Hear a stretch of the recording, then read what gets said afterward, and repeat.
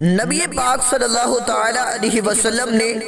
سود لینے والوں، سود دینے والوں، سودی دستاویز لکھنے والوں اور اس کے گواہوں پر لعنت فرمائی ہے، اور فرمایا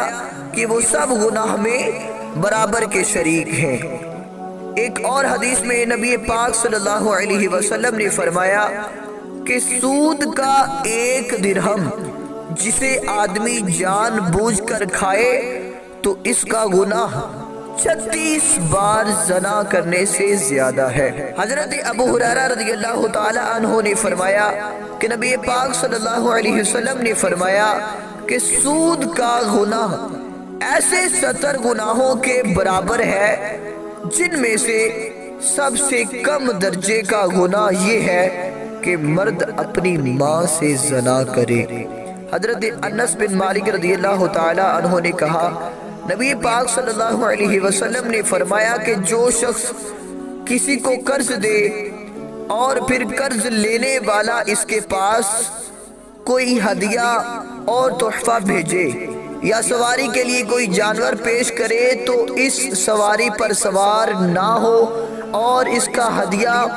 اور تحفہ قبول نہ کرے، البتہ قرض دینے سے پہلے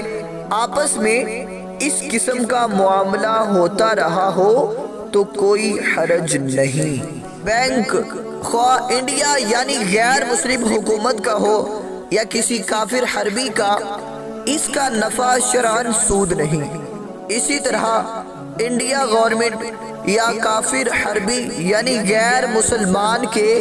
مسلمان ملازمین کو فنڈ کا جو نفع ملتا ہے وہ بھی سود نہیں، البتہ مسلمانوں کے بینک کا جو نفع ملتا ہے یعنی مسلم بینک سے جو نفع ملتا ہے وہ سود ہے۔ ہندوستانی کفار کا مال چوری کرنا،